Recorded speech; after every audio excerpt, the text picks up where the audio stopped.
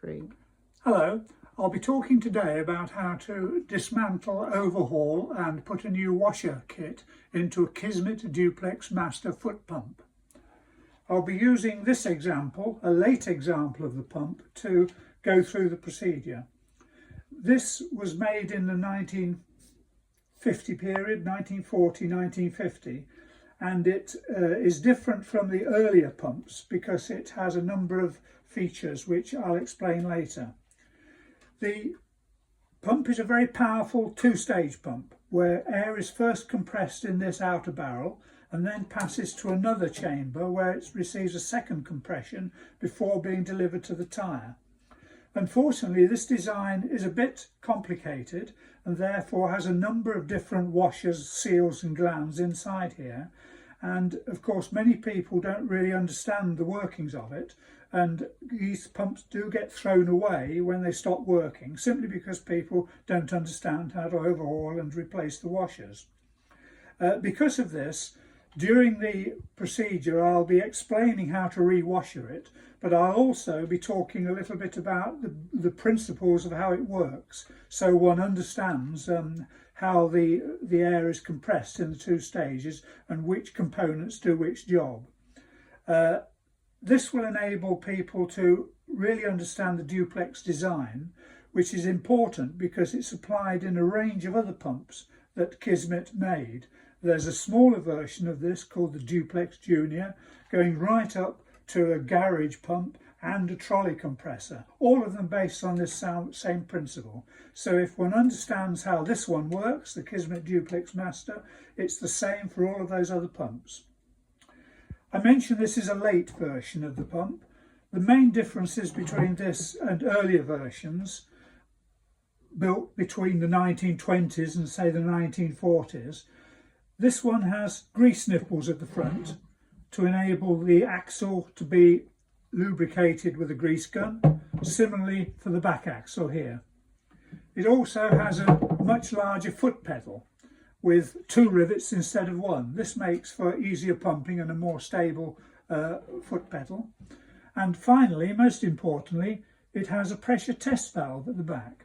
This enables you to take pressure during pumping with a small handheld gauge which you apply here, and you don't have to disconnect. So this is the pump we'll be using to demonstrate the dismantling, overhaul and re-washering of a Kismet Duplex Master.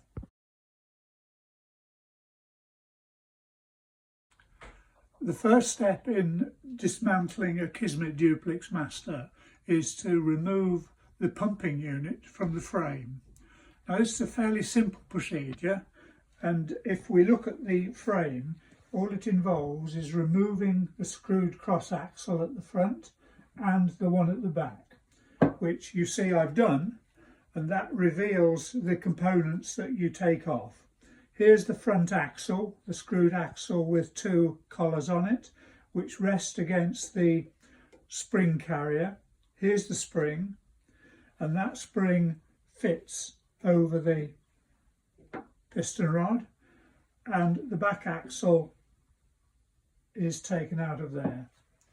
Now in this case it's a very simple job because the 2 screwed cross axles were loose. But if you get an old pump where they're thoroughly rusted in, it can be a bit more of a problem. First of all, use of easing oil and use of heat treatment can help free them up. But unfortunately, if that's unsuccessful, one has to resort to drilling them out and retapping and putting in new cross axles. Now, this is a tricky thing to do for a couple of reasons. The original Kismet thread on these cross axles doesn't have a modern equivalent. It was a proprietary thread which was not used elsewhere, and it's not available these days. So if one's putting in cross axles, new cross axles, one has to retap and put new threads on the axles to go into this frame because a modern thread won't fit. This is also the case for the small hose tail which connects the pump to the hose, That's also a proprietary Kismet thread, and that indeed needs changing. If you don't have the original Kismet thread, the 1/8 BSPP thread or a 3/8 UNF thread are quite close, and maybe you can get those in with a little bit of spanner work. If not, one is faced with tapping out for example, 1/8 BSPP thread and using the appropriate hose tail to fit that, which are easily available. So that's the first stage, taking the pumping unit out of the frame before we get into overhauling the pumping unit.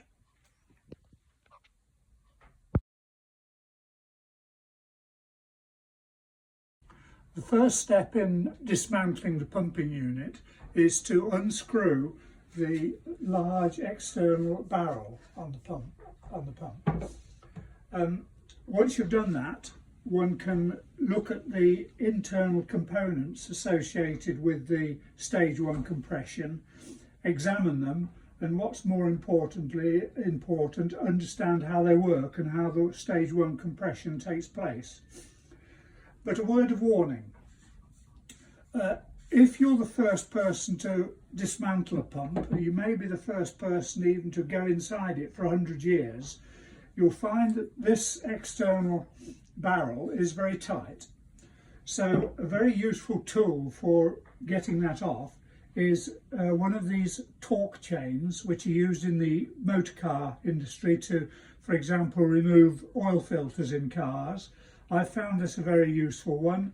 This is a heavier duty one with a mole wrench if the barrel is very firmly stuck. So a bit of easing oil and then use of these two is by far the best way to get the barrel loose. I do see some old pumps where people have tried to use a chisel here with this in a vise to knock this round. All that does is severely damages here and sometimes causes a hole in the pump. So with that in mind, I have released this earlier so we can unscrew it by hand and take it off. Having a look then at the stage 1 components involved in the first compression. What we see here is the large cup washer, which is held in place with a screwed collar. We see the gland box through which the stage 2 piston rod passes. There is a seal in here to prevent air release along the piston rod. At this end we have a flat washer which is used to seal the large barrel when it's in place, and we also have a small impact washer here which is used to prevent metal impact between the gland box and the base. So there you have all the components associated with the stage 1 compression. Quickly, how it works is easy to describe. On the downstroke, this moves down, the washer compresses air against the base, and so as it moves down the air gets more and more compressed and it has to go somewhere. What it does is then passes through these slots in the gland box into the stage 2 compression chamber, and that's the important part of it. The compression takes place here, but the compressed air then passes through these slots into the second compression chamber, ready for the stage 2 compression. So that's the end of the stage 1 compression, and in the next clip we'll move on to talk about the stage 2 compression.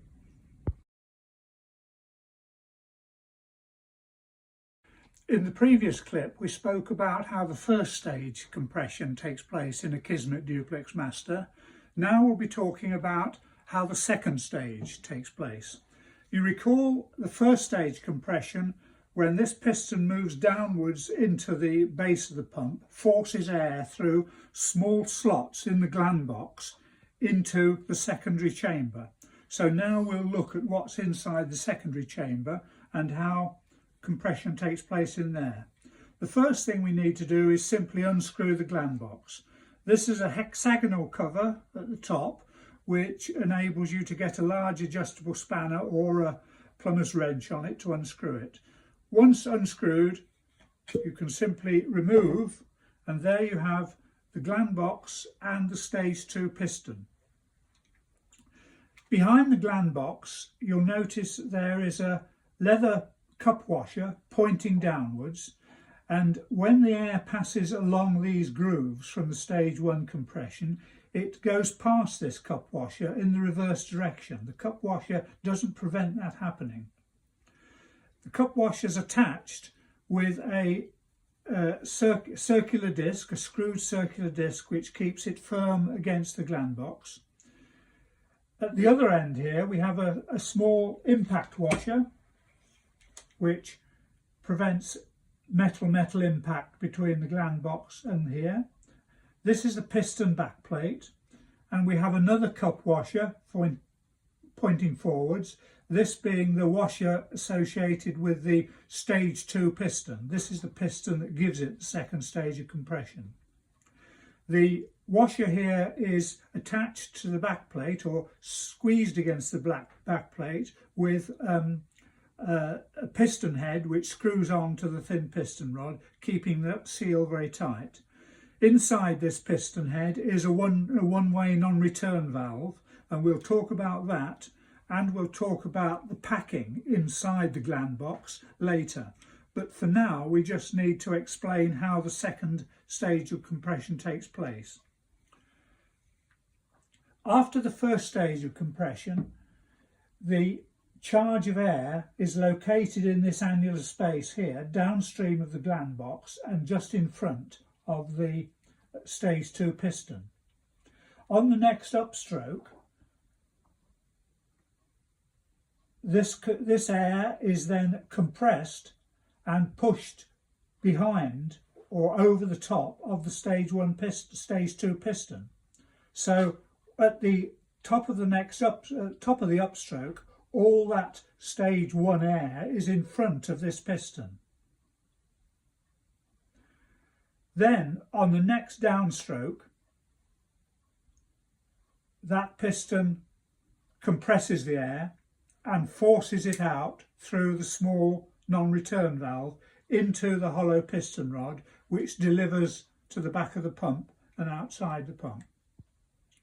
The important thing to note is that when this is moving, the air must be stopped going back into the stage 1, and that's the purpose of this cup washer here, which actually acts as a non-return valve, preventing the air going back through these small slots. In addition, the packing inside the gland box, which we spoke of earlier, prevents air leaking back along the piston rod into the stage 1 compression area. So those two elements just behind in the gland box are crucial in enabling the air to pass to the front of the stage 2 piston and then get a further compression.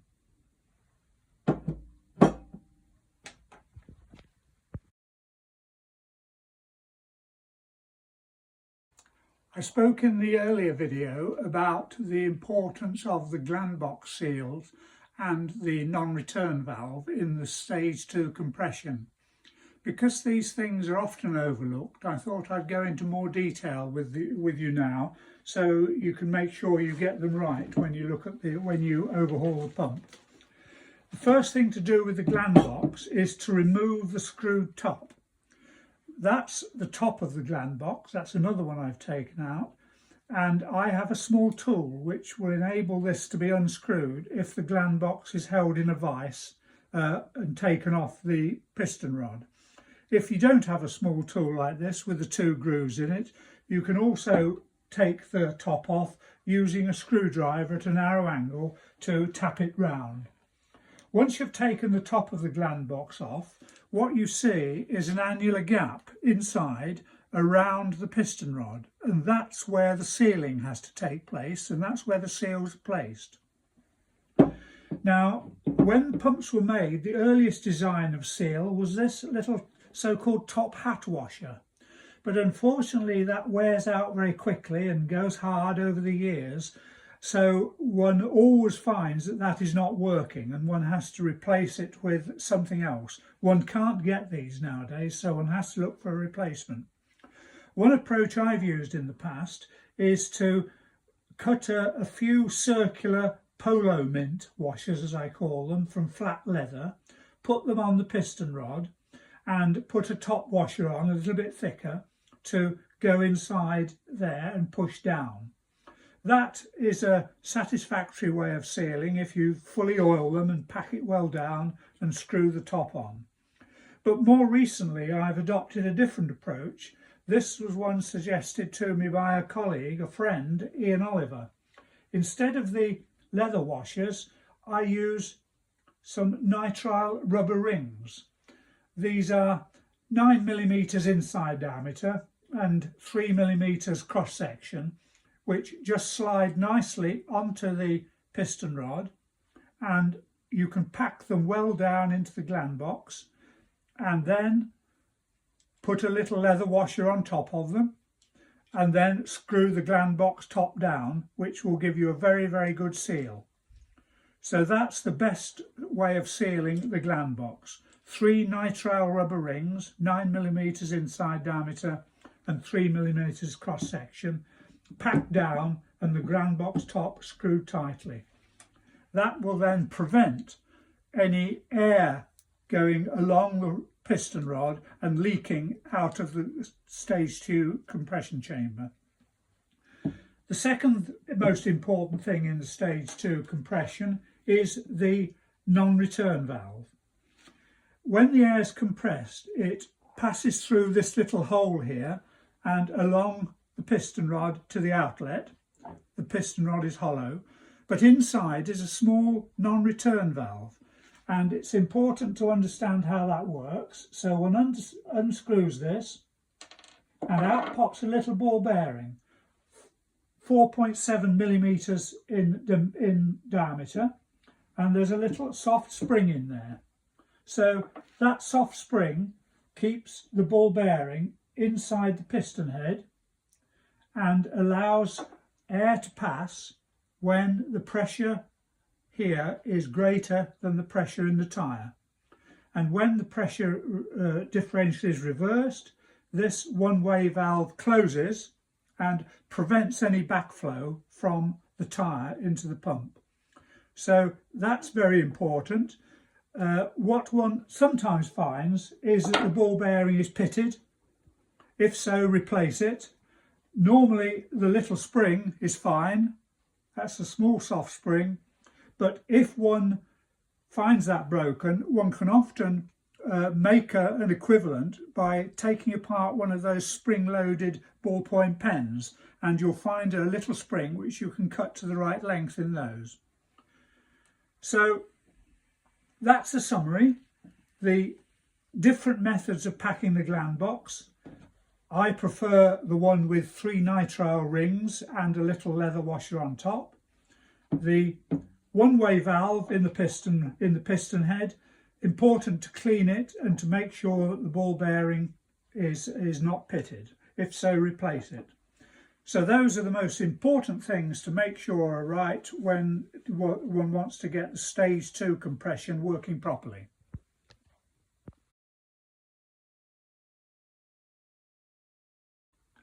I hope this video has given you a good idea of how the Kismet Duplex Master foot pump works and how to dismantle and overhaul it. If you want to tackle and overhaul yourself, you'll need basic workshop tools like a vise, screwdrivers, spanners, pliers, and also the torque chain that I illustrated to take away the large stage 1 barrel. But you'll also need a washer fitting kit. Now, the washers are not commercially available, so I in fact provide a kit which includes the 3 cup washers, the stage 1 cup washer and the 2 stage 2 cup washers, the gland box sealing kit with the nitrile O-rings, the large sealing washer at the base of the stage 1 barrel, the impact washer and the stage 1 piston, and the 2 impact washers on the small stage 2 piston rod. I also provide full illustrated fitting instructions, so if you, with those instructions and the kit and the information I've provided in the videos, you should be able to do an overhaul yourself. If you'd like a kit, don't hesitate to get in touch.